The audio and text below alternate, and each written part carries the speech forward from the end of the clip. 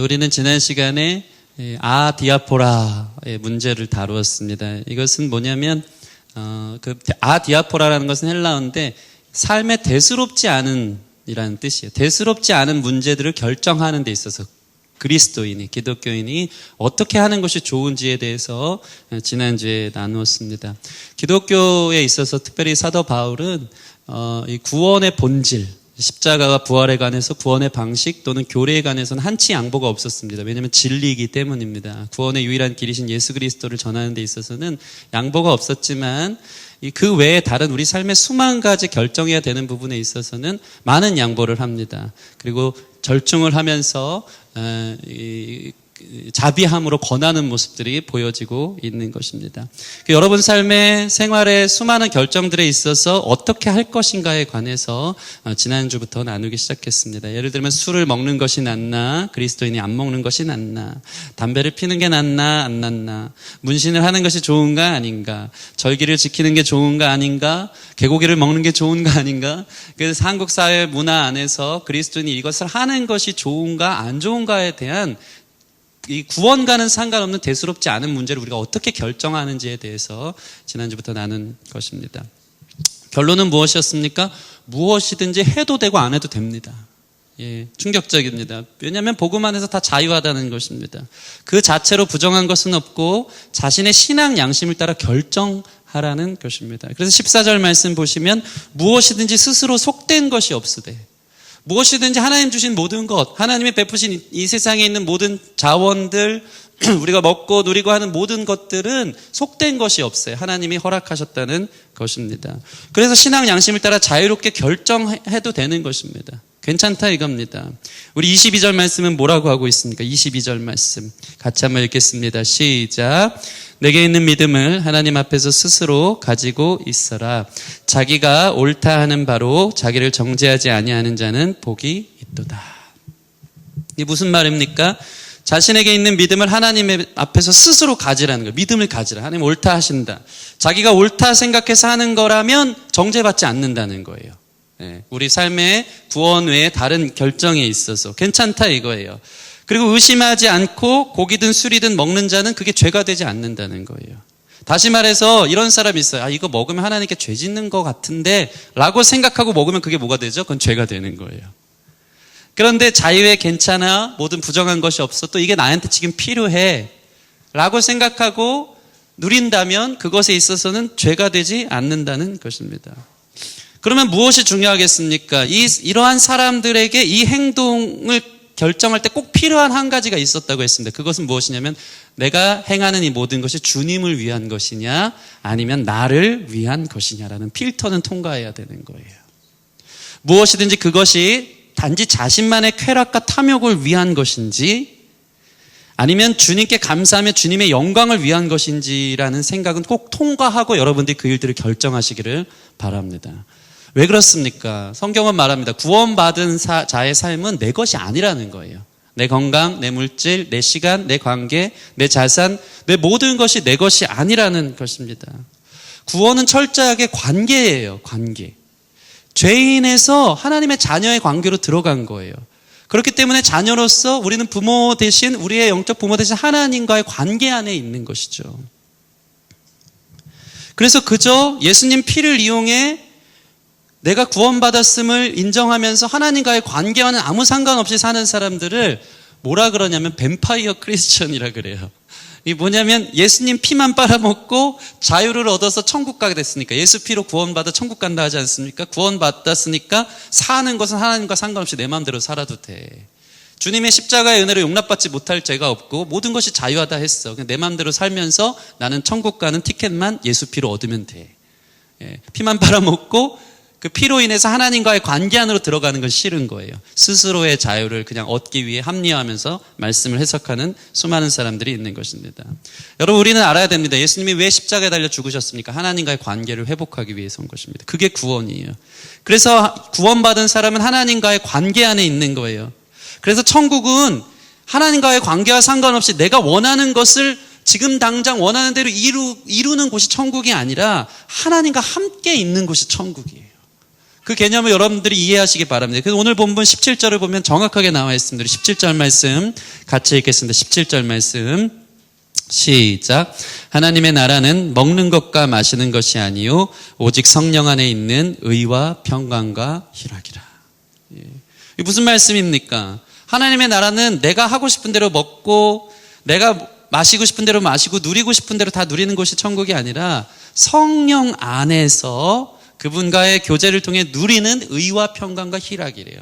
여러분이 이런 하나님 나라를 경험하기를 바랍니다. 내가 하고 싶은 대로 사는 게 천국이 아니고 하나님과의 관계 안에서 누리는 이 세상이 줄 수 없는 진정한 평강과 희락과 그 의로움을 누리며 사는 것이 하나님 나라라는 것입니다. 그래서 구원이 주는 자유의 공수표를 막 남발하면서 모든 게 자유하다 하면서 하나님의 은혜를 이용하는 사람이 아니라 하나님의 은혜가 커서 나를 자녀 삼으신 그 은혜가 커서 주님께 보답하고 싶고 주님의 기쁨을 위해 살고 싶고 주님과 관계하며 그분과 깊은 사귐 가운데 살길 원하는 그 하나님 나라, 그 천국을 누리며 그래서 나를 위해 사는 게 아니고 주님을 위해 사는 것. 이것이 온전한 구원받은 자의 태도라는 것입니다. 여러분들의 모든 결정이 우리에게 다시 생명을 주신 주님을 위한 결정들이 되어지기를 소원합니다. 그거 해석하세요. 해석하세요. 이 필터를 통과하세요. 그래서 괜찮으면 하시기 바랍니다. 두 번째 부류는 어떤 사람들이었습니까? 자신들의 신앙 양심을 따라 절제하며 금욕하며 살아가는 사람들에 대해서 나누었습니다. 근데 문제는 뭐냐면 이렇게 해도 된다는 거예요. 그런데 문제는 자신들이 절제하며 금욕하며 살아가면서 또 어떤 정해진 날을 지키는 것에 있어서 신앙 양심을 따라 결정하는 건 괜찮은데 그 다음 문제는 그렇게 하지 않는 사람들을 비판하는 데 있는 거예요. 나는 이렇게 열심히 신앙생활하는데 왜 저 사람은 그렇게 하지 않지? 라는 게 문제라는 것입니다. 여러분들이 헌금을 어떻게 하는지, 옷을 어떻게 입는지, 주의를 어떻게 지키는지 하는 거에 대해서 나름 정해놓은 거룩한 삶의 방식이 있다면 그것을 결정하시고 지키시기 바랍니다. 중요하죠. 그런데 그것으로 인해서 다른 사람을 자신의 기준으로 자신의 잣대로 판단하고 평가하지 않기를 바랍니다. 나는 그렇게 하는데 저 사람은 그렇게 하지 않는다고 생각하는 게 문제라는 거예요. 자기 신앙 양심을 따라 결정한 것은 오케이인데 자기의 기준으로 남을 정죄하고 비판하는 것이 사실은 더 큰 죄라는 것입니다.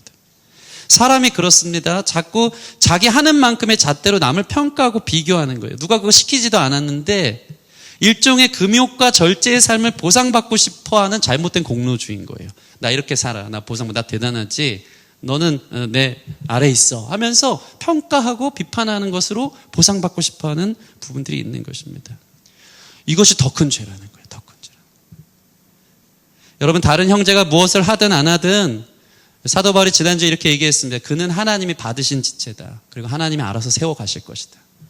우리가 할 것은 그를 판단하는 것이 아니고 그를 긍휼과 사랑과 믿음으로 지켜보면서 함께 세워가는 것이 중요한 것입니다.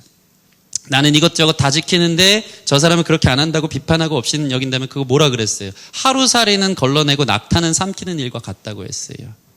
술 안 먹고 담배 안 피는 하루살이 같은 문제는 자기가 지키면서 남을 욕하고 비난하는 낙타를 삼키는 죄가 더 큰 죄예요. 한국 교회에 더 큰 죄가 있는 것 같아요. 난 이렇게 거룩해, 난 이렇게 지킬 거 지켜 하면서 사실 그건 하루살이와 같은 일들인 거예요. 근데 그 의로움에 도취해서 다른 사람 판단하면 그거는 낙타를 삼키는 것 같은 더 큰 죄라고 예수님이 말씀하신 것입니다. 그리스도의 의무는 형제 자매를 뜨겁게 사랑하는 것임을 여러분 믿으시기 바랍니다. 그게 중요해요. 예, 비판하려고 여러분 신앙생활 하는 거 아닌 줄 믿습니다.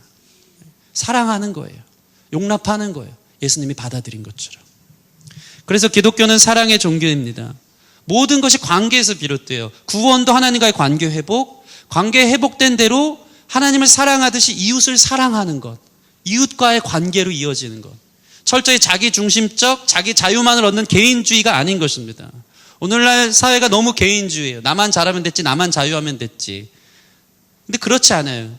여러분 안에 이 사회적 책임이 있는 거예요. 여러분이 하는 모든 행동, 모든 부분에 있어서 그리스도인다운 삶을 살기를 바랍니다. 서로 함께 영향을 주며 다른 사람을 의식하고 자기의 유익이 아닌 다른 사람의 유익을 위해 사는 것. 그러한 좋은 교회를 만드는 저와 여러분들이 되었으면 좋겠습니다. 그래서 우리 교회가 문턱이 좀 낮은 교회면 좋을 것 같아요. 담배 펴도 괜찮아. 술 좀 마셔도 괜찮아. 하나님이 너를 세우셨어. 하나님 너를 받으셨어. 그리스도 안에서 함께 자라가자. 하면서 용납하고 받아들이면 그 연약한 지체도 하나님 앞에 온전히 세워질 것입니다. 예, 그러한 평가와 비교들을 내려놓고 뜨겁게 사랑할 수 있는 우리 교회가 되었으면 좋겠습니다. 다시 말해 기독교의 모든 행동은 자기 중심적이거나 자기 유익을 위함이 아니라 하나님과 이웃을 위함임을 기억해야 합니다. 모든 결정이 자유하나 모든 결정은 서로에게 영향을 미치며 그 책임이 더 중요한 것입니다. 그래서 오늘 본문은요, 이러한 관계 안에서 더 성숙한 신자로 우리를 초대하고 있습니다. 그것은 무엇입니까? 이거예요. 내가 아무리 복음 안에서 자유해도 그 행동이 만약 다른 형제를 거리끼게 한다면, 다른 형제를 시험에 들게 한다면 안 해야 한다는 거예요. 참 재밌습니다. 지난주는 뭐였죠? 자신이 남의 행동을 비판하는 것도 문제라 그랬어요. 근데 오늘은 한 걸음 더 나가서 비판할 여지를 주는 것도 문제라는 거예요. 이해됐습니까? 내가 결정한 것을 다른 사람이 따라오지 않는 것 때문에 우리는 비판한다면 그게 문제예요. 근데 오늘 말씀은요, 더 나아가서 이쪽 입장에서 비판할 거리를 주는 것도 문제라는 거예요. 얼마나 서로 상호 양보하면서 서로를 배려하고 관계 중심적으로 가는지 모르겠습니다. 지난주에 내 행동, 모든 행동, 난 자유해. 근데 이런 나를 비판하는 사람은 잘못이야 라는 것으로 여러분이 자유를 얻고 기뻤다면 오늘은 여러분이 비판할 여지를 주는 것도 잘못이라는 것으로부터 성숙함으로 나아가야 된다는 것입니다. 우리 15, 16절 말씀 같이 읽겠습니다. 15절, 16절. 시작. 만일 음식으로 말미암아 내 형제가 근심하게 되면 이는 내가 사랑으로 행하지 아니함이라. 그리스도께서 대신하여 죽으신 형제를 내 음식으로 망하게 하지 말라. 그러므로 너희의 선한 것이 비방을 받지 않게 하라. 자기한테 선하다 이거예요. 복음 안에서 자유하고 괜찮은 거예요. 근데 만약에 나의 행동이 다른 형제들로 인하여서 근심거리가 된다면 교회 다니는데 어떻게 저럴 수가 있지? 라는 그런 방식의 판단의 여지를 준다면 그거 하라는 겁니까? 말라는 것입니까? 하지 않을 수 있어야 한다는 것입니다. 여러분의 이러한 결정이 있기를 바랍니다. 여러분 하는 모든 행동이 덕이 되어야 한다는 것입니다. 여러분의 옷차림, 여러분의 화장법, 여러분의 말투, 술을 마시고 담배를 피는 그 모든 일에 누군가가 시험이 든다면 그것을 포기하는 것이 사랑이요 성숙한 신자라는 것입니다. 그런데 문제는 뭡니까? 여러분 포기할 수 있습니까? 그거 포기하라면 그게 문제인 거예요. 그게 오늘의 쟁점인 거예요. 포기 못하니까 이 말씀이 무겁게 다가오는 거예요. 가벼운 얘기가 아닌 거예요. 철저히 개인화되어서 내가 왜 이걸 포기해야 돼? 당신 때문에 이 자유를 포기해야 한다고? 하면서 자기의 정당성을 말씀 찾아서 증명하는 사람은 많겠지만 오늘 말씀을 통해서 그래요, 내가 내려놓을게요. 당신이 이해하지 못한다면 내가 그 문제 내려놓을게요. 괜찮아요. 안 할게요. 라고 얘기하는 사람은 별로 없다라는 것입니다. 사실은 형제를 사랑하는 것이 더 중요한 것인데 내 사랑이 더 중요해서 그것들을 포기 못한다면 사도 바울은 오늘 권면하는 거예요. 그것은 성숙한 신자가 아니다. 우리의 개인 취향, 개인 기호가 다른 사람을 위해 포기할 수 있는 것이 되어질 수 있는 주님을 위하여 그러한 결정들을 할 수 있는 저와 여러분들이 되길 바랍니다. 실제로 미국에 하비콘 선교사님이 있었어요. 한국에 왔는데 이분은 미국에 있을 때요, 매일 담배를 2갑씩 피웠습니다. 우리나라 정서에서는, 우리 기독교 정서에서는 어떻게 선교사가 담배를 매일 2갑씩 피워요? 이게 시험 들 일 아니겠습니까? 그런데 이게 문화적 차이인 거예요. 성경에서 담배를 피는 게 맞냐 옳으냐로 정의하지 않았어요. 특별히 이제 미국과 독일 문화 같은 곳에서는요, 담배 피는 신자를 보면서 누구도 시험 들지 않아요. 그것은 단순한 개인 기호예요. 술을 마시는 부분들도 그렇다는 것입니다. 실제로 제가 아는 이 미국 신학자 중에 한 분은요, 꼭 성경 묵상을 하면서 담배를 펴요. 담배를 펴야 묵상이 잘 돼. 담배를 펴야 하나님의 임재를 경험하는 것 같아요. 정말 시험 드는 얘기죠. 근데 이 하비콘 선교사님이 대단합니다. 한국 사회에서 술과 담배가 그리스도인이 그 기호를 취하는 것에 있어서 민감하다는 것을 이 선교사님은 알았던 것입니다. 여러분, 한국 사회에서 술과 담배가 사실은 치명적이긴 합니다. 왜 그렇습니까? 이게 선교사님들이 이제 처음에 100년 전에부터 올 때 이 민족은 음주가물을 너무 좋아하는 거예요. 술보다 하나님보다 술을 더 사랑해. 신앙생활 자체가 망가져. 술 취하고 그 분위기를 너무 좋아해. 담배를 하나님보다 더 사랑해. 그래서 선교사님들이 우리나라 문화 속에서는, 우리 기독교 전통 속에서 술과 담배는 절제하는 것, 금하는 것이 좋겠다라는 기류가 우리 한국교회 흐름 속에 있는 거예요. 실제로 브라질의 선교사님들은 어떻게 가르치는지 아십니까? 브라질 사람들에게 축구와 커피를 절제하라고 합니다. 왜냐면 그게 우상 같거든요. 주일날 축구하느라고 교회 안 나오거든요. 커피에 중독돼서 그게 전부여서 이거 사랑하는 게 하나님 사랑함보다 더 심각한 문제들이 되니까 각 문화에 따라서 이 아디아포라의 문제, 대수롭지 않은 문제들을 결정하고 그 문화들 속에서 연약한 사람들은 시험 들고 어떻게 하지 말라는데 하지? 복음으로 자유를 통과한 사람은 난 괜찮아 하는 거예요. 근데 하비권 선교사님이 성숙해요. 자기는 미국 문화에서 이게 전혀 문제가 되지 않는, 심지어는 담배 피면서 묵상하는 사람인데 한국에 와서 이것이 성도들에게 시험이 되니까 매일 2갑씩 피우던 것을 언제 그랬냐는 듯이 전혀 피지 않습니다. 그렇게 사역을 5년 10년 하고 나서 돌아가자마자 계속 2갑씩 다시 피는 일이 있었던 것입니다. 네. 여러분, 철저하게 이타적인 거예요. 다른 사람들을 위해 내려놓을 수 있을 때 내려놓을 수 있는 것이 진짜 자유예요. 거기에 매여 있어서, 술 취함에 매여 있어서, 담배 피는 것에 매여 있어서, 내가 이것이 있어야지 나를 인정받고 이것이 이 사회에서는 내가 이거를 해야지만 된다는 것에 매여 있어서 하나님이 끊으라고 하는데도, 하지 말라고 하는데도, 덕이 되지 않는다고 하는데도 그것을 고집하는 사람이 아니라 언제든지 형제를 위해서는 포기할 수 있는 마음, 그게 진짜 자유예요. 그게 진짜 멋있고 성숙한 신자라는 것입니다. 여러분 안에 이러한 멋있는 신앙생활을 할 수 있는 결정들이 있기를 바랍니다. 물론 제가 항상 하는 얘기지만 하비권 선교사님이 매일 2갑씩 담배 피웠기 때문에 남들보다 천국은 빨리 가셨을지도 모른다는 사실이지만 그것은 개인 결정에 따르다는 것입니다. 여러분, 제가 한 걸음 더 나아가서 나눠드리겠습니다. 성경에 보면 바울이 대단한 사람입니다. 사도 바울이 어떻게 하는지 아십니까? 고린도전서 9장을 보면요, 바울은 자기에게 주어진 자유를 연약한 지체들 시험 들까 봐 어떻게 포기하고 절제하는지에 대해서 잘 설명해 주고 있어요. 근데 그 얘기 들으면 정말 고개가 숙여집니다. 목사인 저로서 어떻게 저렇게까지 할 수 있을까 싶을 만큼 연약한 형제들을 위해서 자기의 권리를 엄청 포기하는 것들이 보여져요. 한번 볼까요? 고린도전서 9장 4절에서 7절 말씀 같이 읽겠습니다. 시작. 우리가 먹고 마실 권리가 없겠느냐? 우리가 다른 사도들과 주의 형제들과 게바와 같이 믿음에 자매된 아내를 데리고 다닐 권리가 없겠느냐? 어찌 나와 바나바만 일하지 아니할 권리가 없겠느냐?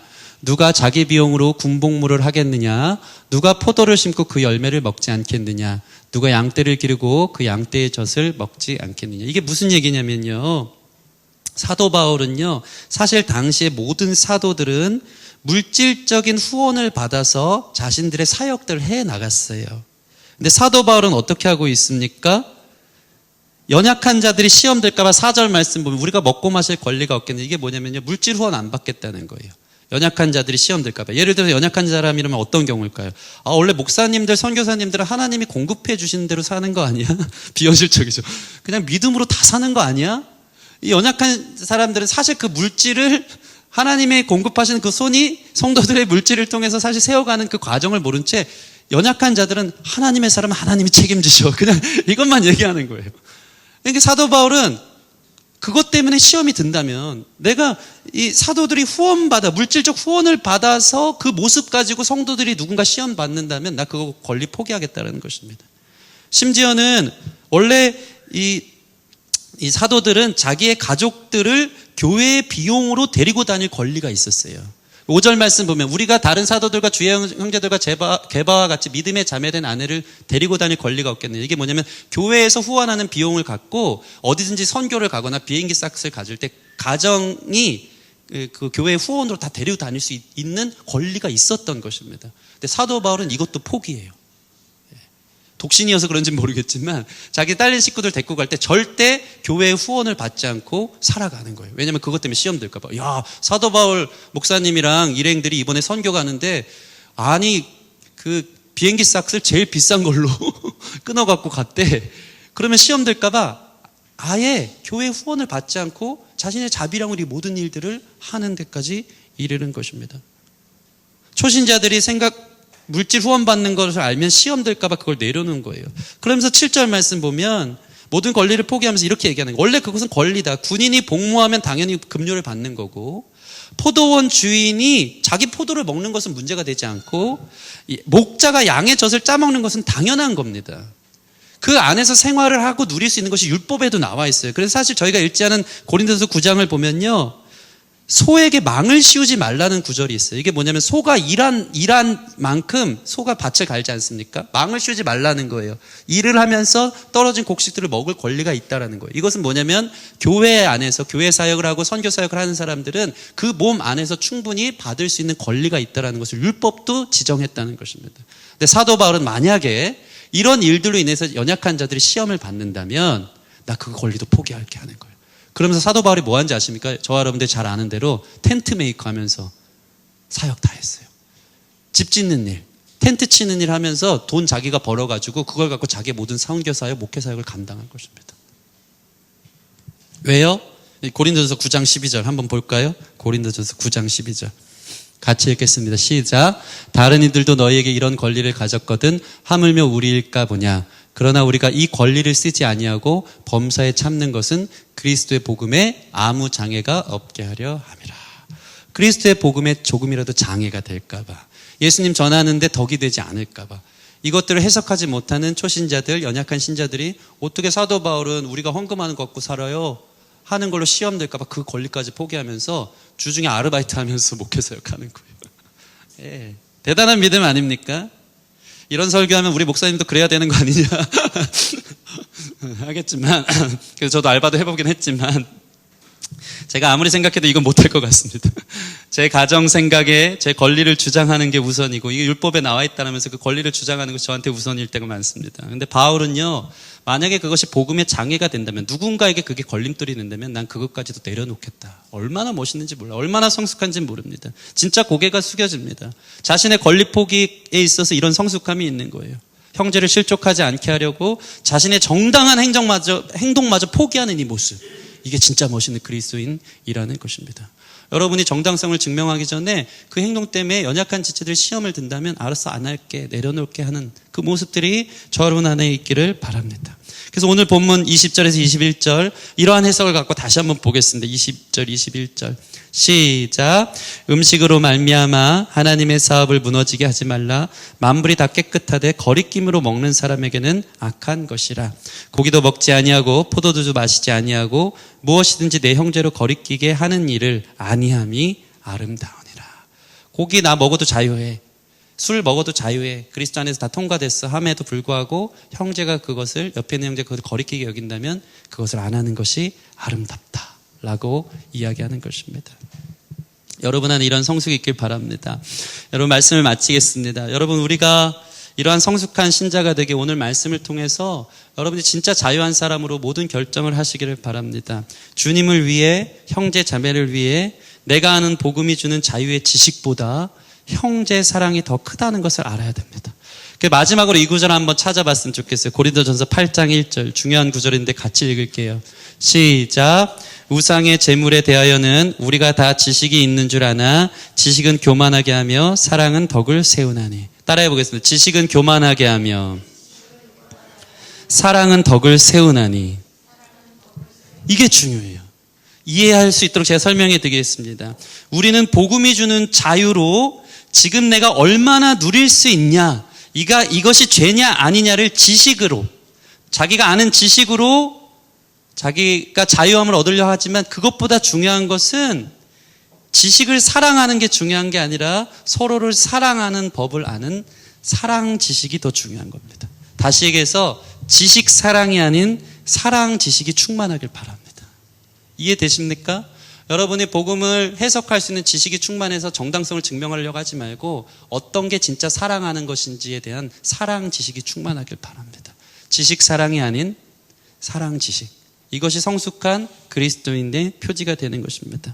예전에 제가 사역하던 교회가 있었어요. 거기에 찬양팀이 있는데 오후 예배가 이제 2시에 시작되는데 교회가 크고 또 오전에는 어린이 예배가 그 공간에서 있어서 세팅까지 하려면 우리 찬양팀들이 못해도 12시까지는 왔어야 돼요. 2시에 예배이기 때문에 12시까지 와서 세팅 다 하고 리허설까지 마쳐야 되는 상황이 있었습니다. 그런데 그러다 보니까 청년들이 찬양팀인데 점심을 못 먹고 오는 친구들이 엄청 많은 거예요. 그래서 야, 올 때 그럼 김밥 한 주씩 사갖고 와라. 그러면서 김밥 한 줄 사갖고 와서 어디서 먹었겠습니까? 샌드위치 사갖고 와서 예배당에서 꾸역꾸역 먹는 거예요. 근데 그 모습을 보면서 이제 어른 성도들이 예배당에서 누가 이런 거 먹으래?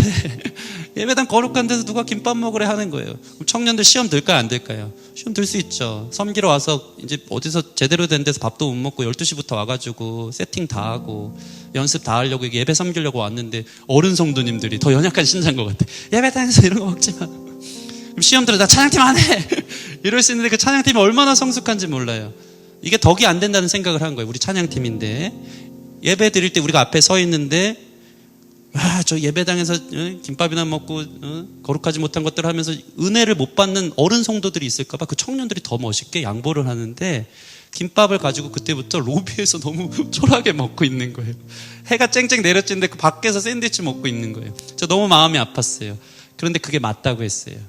연약한 누군가를 위해서 여러분이 이것이 당연한 희생이고 당연히 할 수 있는 부분이지만 그 권리를 포기하는 그 희생 자체가 너무 아름답다. 여러분 이것이 거룩하고 성숙한 신자의 모습이 되어지는 것입니다. 그러다 보니까 이 찬양팀들이 너무 행복했어요. 내 작은 행동의 권리 포기를 통해 누군가가 예배 가운데 더 은혜를 받을 수 있다면 하나님과의 관계 안에 들어올 수 있다면 그게 내가 누리는 그 기쁨보다 하나님의 중매장이로서서 하나님께 인도하는 기쁨이 크다는 것을 더 느끼기 시작하니까 자기 삶을 다른 사람들을 의식하면서 덕이 되는 것에 영광이 되는 것에 자기 삶들을 포기하기 시작하더라고요. 옷차림부터 말투부터 덕이 되려고 하나님 영광 돌리려고. 저 여러분들의 모든 삶이 이러기를 바랍니다. 저도 목사로서 이런 행동 가짐을 가질 때가 의식할 때가 참 많아요. 예배 오면은 그래도 덕이 되기 위해서 먼저 기도의 자리에 앉아야 있지. 그래도 누구보다 먼저 좀 섬겨야지. 오늘도 6층 화장실 누구도 신경 쓰지 않는데 갔더니 화장실이 막혀 있습니다. 막 이런 거 얘기하면 안 되는데 교만해지는데 괜히 얘기했어. 근데 목사가 먼저 섬겨야지 하면서 가서 화장실 뚫었어요. 화장실 뚫고 내려오고 누가 더 예배는 잘 드리지 않나. 이렇게 섬기면서 덕이 되게 하는 모습들이 저 여러분 안에 성숙한 신자의 모습이라는 거예요. 여러분 서로에게 은혜를 끼치는 사람들이 되길 바랍니다. 여러분들은 형제에게 시험을 들게 하는 사람입니까? 아니면 은혜를 끼치는 사람입니까? 이 모습들을 생각해서 나 자신이 주님의 영광을 위해 또 형제를 사랑하는데 나를 드릴 수 있는 멋있는 삶의 예배자로 승리할 수 있는 저 여러분들 되기를 주님의 이름으로 축원합니다. 우리 같이 이 시간 찬양하고 기도하는 시간 갖겠습니다. 나는 예배자입니다. 이 찬양하고 같이 나의 삶을 좀 바라보며 기도합시다.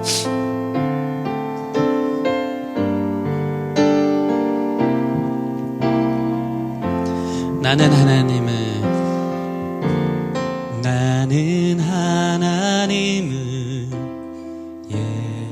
예배하는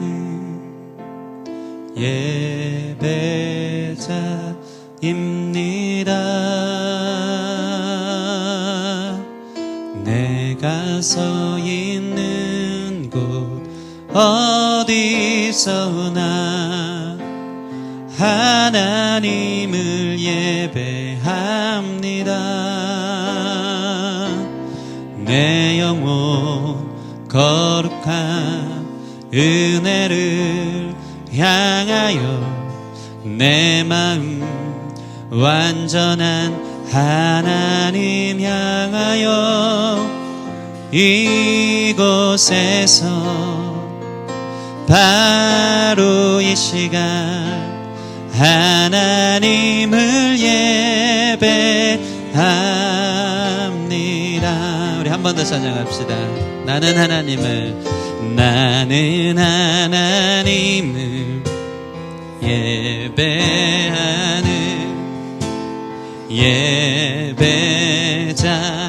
예배자입니다.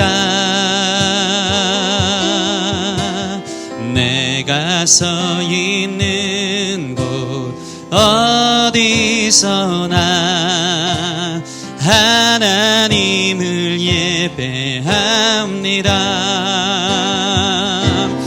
내 영혼 거룩한 은혜를 향하여 내 마음 완전한 하나님 향하여 이곳에서 바로 이 시간 하나님을 예배합니다. 우리 같이 기도합시다. 내 행동하는 거 하고 싶어갖고 형제들 시험 들게 하고 거리끼게 하는 사람들이 있었습니까? 여러분, 기독교가 말뿐이란 이야기가 있는데 말이 아닌 행동이 덕이 되는 신자가 되어졌으면 좋겠습니다. 주님을 위해 권리를 주장하려는 지식보다 권리를 포기하는 사랑이 우리 안에 있기를 바랍니다.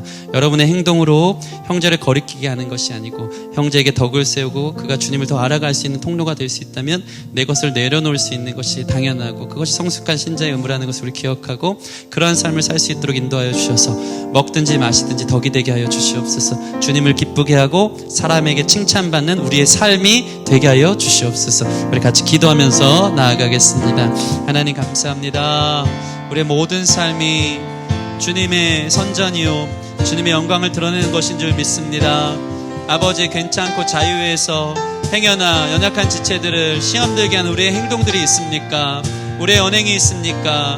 아버지, 불쌍히 여겨주셔서 본이 되게 하여 주시고 덕이 되게 하여 주시옵시고 마땅하고 옳은 것일지라도 그 권리들을 포기하면서까지 사랑을 실천하고 아버지, 그들로 하여금 시험에 들지 않도록 내 것을 기꺼이 내려놓을 수 있는 멋있는 하나님의 사람들이 일어날 수 있도록 인도해 주시길 원합니다. 주님, 도와주십시오. 당연한 것인데 포기할 수 있는 사랑, 당연한 것인데 내려놓을 수 있는 희생, 아버지, 멋있는 모습이 그리스도의 영광의 모습인 줄 믿사오니 예수님을 닮아 그렇게 성숙한 신자로 걸어가는 우리 모든 성도들 될 수 있도록 인도해 주셔서 우리의 일거수일투족이 하나님의 영광을 나타내는 모든 사람이 될 수 있도록 인도하여 주시옵소서. 하나님 감사합니다. 내 권리 주장만 했습니다. 난 자유하니까 이거 해야만 된다고 생각했지만 성숙한 신자라는 이 말씀을 들을 때 그거 내려놓을 수 있느냐고 주님이 물어보신다면 사랑 때문에 내려놓으라고 하라고 얘기하는데도 못하는 우리 자신임을 이 시간 고백합니다. 그러나 오늘 말씀이 우리를 감동케 합니다. 당연한 내 권리조차도 모든 것이 관계기에 형제를 사랑하고 그로 하여금 실족하게 하는 것이, 실족하지 않게 하는 것이 중요하기에 내 권리를 포기하고 내가 할 수 있는 것들을 또 내려놓을 수 있는 멋있는 성숙한 신자들이 기쁨의 교회 안에서 일어날 수 있도록 인도하여 주시옵소서. 이러한 멋있는 권리 포기로 서로 사랑하고 형제가 더욱더 하나님의 영광을 경험하고 주님 앞에 도래하게 하는 하나님, 사람에게 칭찬받는 우리 멋있는 우리 성도들 되도록 주님 인도하여 주시옵소서. 감사함이 예수님 이름으로 기도합니다. 아멘.